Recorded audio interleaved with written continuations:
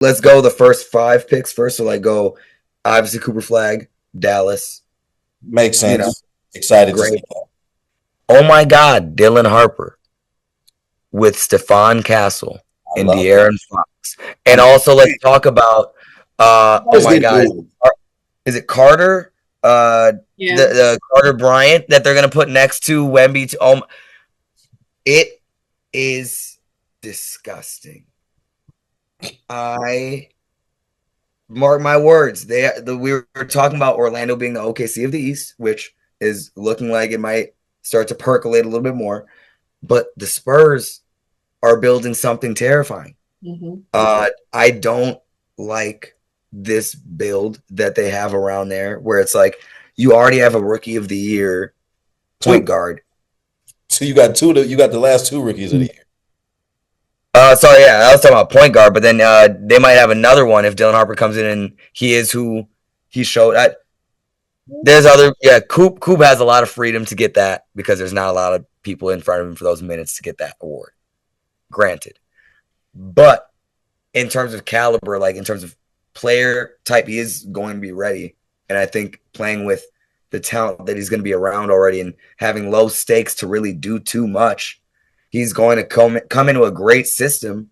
Uh, that's a great pick too. I love that. Think it's Yeah, ridiculous. I love that pick at 2, and I think that honestly, San Antonio, they're probably still going to make moves because I mean their roster is loaded at this point, and so it'll be interesting to see who stays. But I mean, the back there's a lot that backcourt is deep, so I don't see. I see them moving.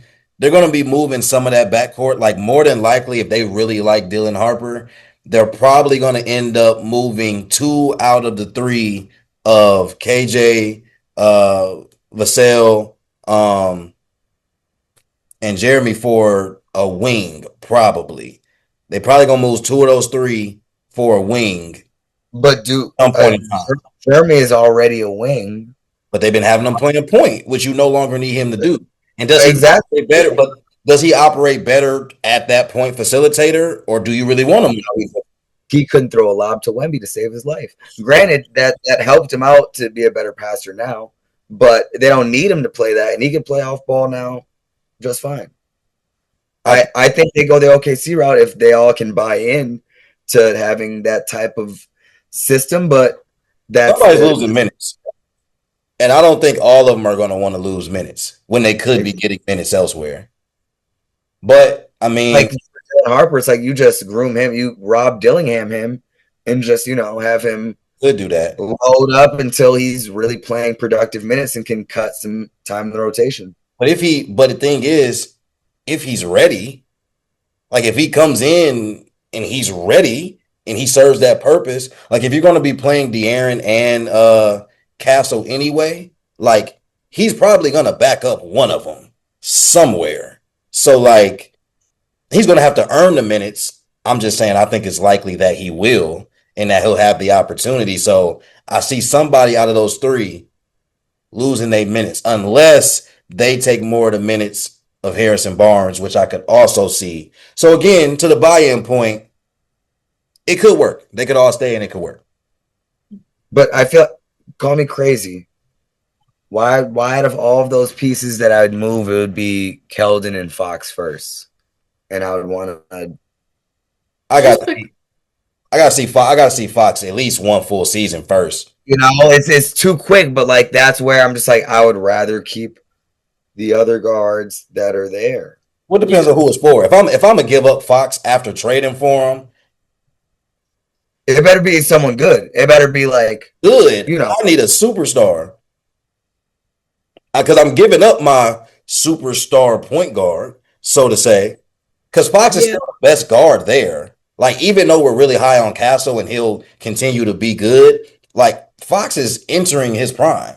So I'm not selling low on him right now because you traded for him to come in and be the lead guard going into his prime with Wemby ascending into whatever the hell his prime is going to be. He could start next year. Who knows? Goddamn. But like, it's way too early to think about moving Fox, in my opinion. Now, unless they No, get into the season and it looks off and something's not right, that's one thing. I just don't see that happening. I think for the trade value and what they can get for him and where their time frame is, you know, that's all. Nothing crazy. But I understand where it's like it is way too soon to make that move. Yeah, got to see a full season at least, and got to see Yeah. him in the playoffs at least once. Got to see it because I think Fox is a playoff riser. I think Wemby will be Wemby in any situation. So got to see it in the playoffs at least. But really, what I want to get into is this number 3 pick and who people thought should have went third, and we'll get to him. But I'm not mad at VJ for Philly. Yeah. Interesting backcourt dynamic. While I'm not mad at it, there's absolutely no reason that Ace Bailey shouldn't have been chosen at 3. Whether it's that, well, obviously he didn't want to get drafted by Philly, like they made that clear. But we'll focus on VJ first. I like it. I think he'll be great to develop under Maxey, with who Maxey has become. I think McCain has earned his minutes, so I don't think VJ is going to walk into getting hella time. But also, we have no idea what this Sixers roster will look like come training camp and come the season. So who knows? He might have, a shot. But I'm not mad at the pick at all.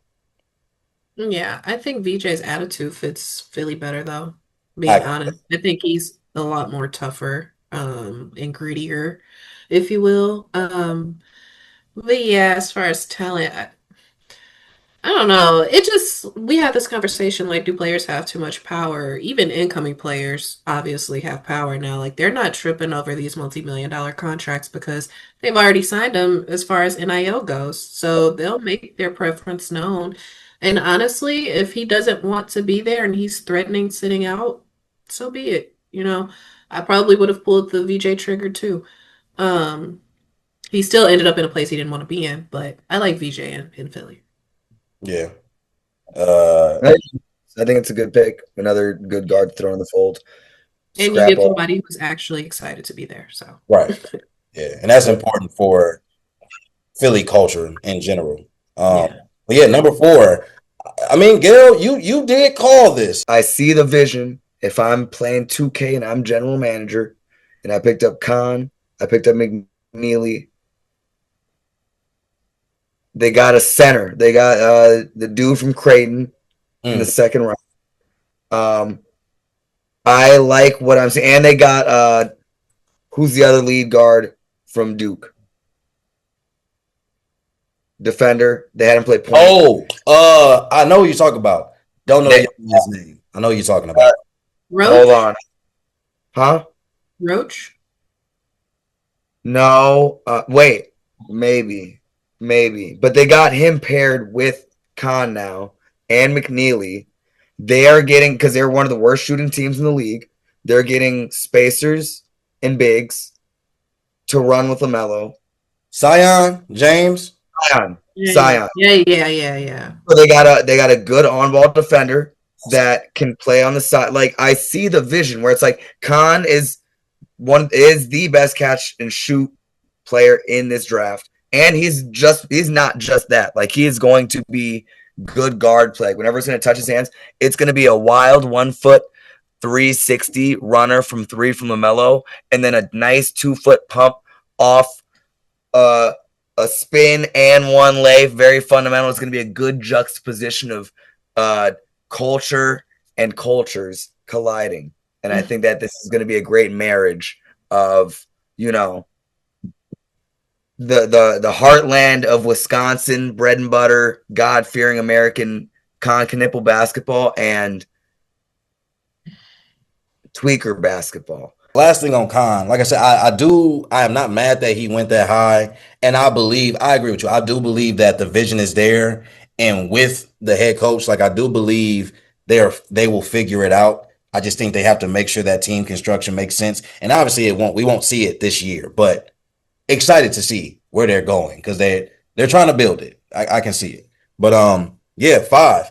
Ace Bailey to Utah. ironically, not a terrible fit for him, but not one of his destinations. And I just, with him in particular, I think his pre-draft strategy was just confusing to me.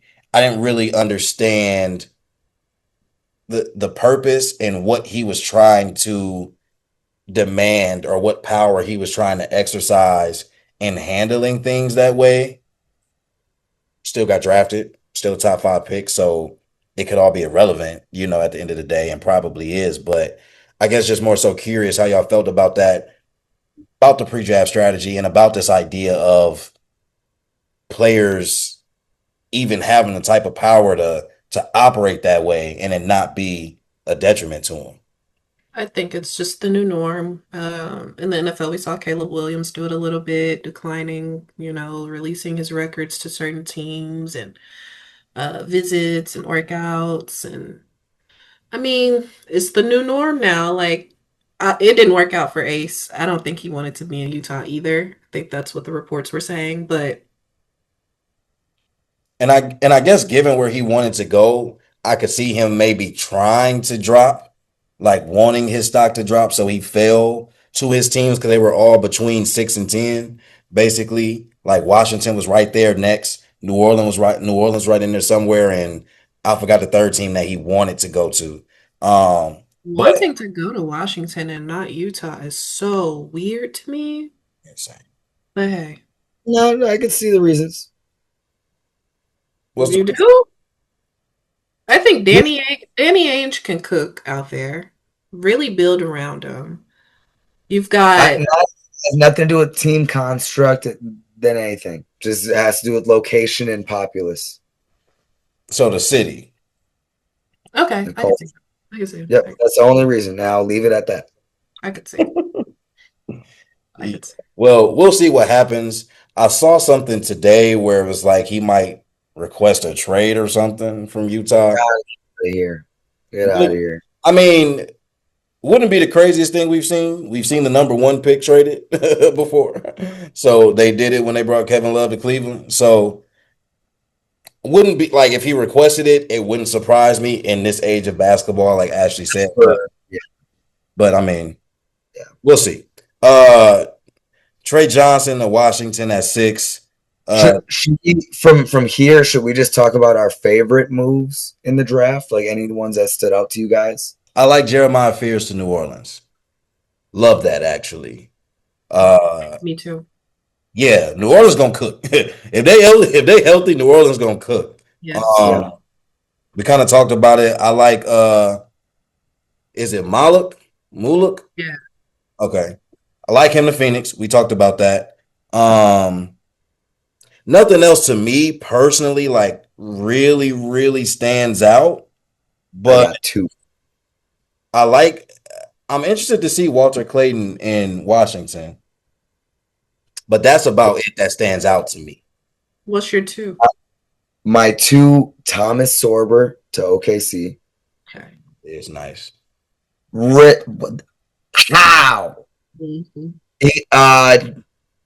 John was saying it's to just learn behind Isaiah Hardenstein, and I'm like, that is unfair. 'Cause he's just gonna sit and just wait and learn from them. And like they have enough pieces. Like he was saying, yeah, they're max rostered out, so it's not like they could really take someone, but they could let one of those guys go for a premium talent like Sorber. And I think that was one of my favorite pickups.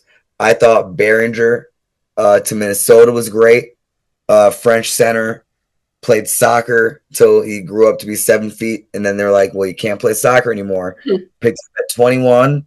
I think he's going to learn from Rudy and be a fantastic like little trio of young talent in Minnesota of Dillingham, him, and Shannon, where once they lose those contracts of probably Conley, let's say it's Gobert, let's say it's Nikhil maybe that walks, those are three guys that could hop into those positions right away and produce.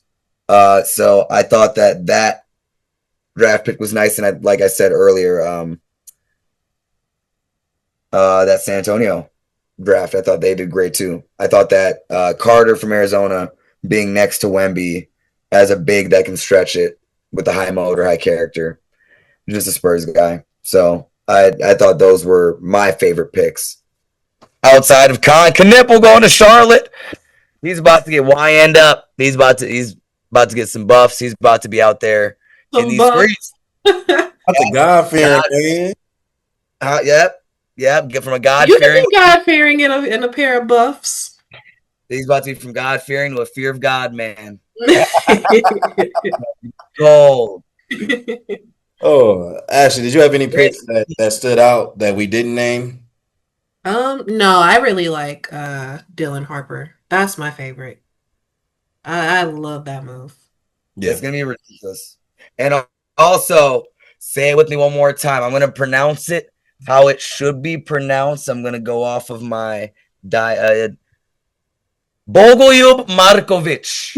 I know it's not Bogoljub, so Bogoljub Markovic. Welcome to the team, brother. Baby Joker in the making. Can't wait. At this point, it's infant Joker. If Şengün is baby Joker, Yeah. this guy is infant Joker. No, there's another mini Joker they said in the draft. It was Derek Queen. They did. They call him that in practice. Check the draft. I watched it all. Oh, in practice, that doesn't count. I thought that was actually like a Jay Billis. Well, no, his But that doesn't count. No. His teammates, because he has a nice feathery touch, and Kendrick Perkins co-signed it. So, Well, that lets me know that it's BS. Yeah, I'm not. Sorry, Big Perk. Don't mean no harm. Just saying.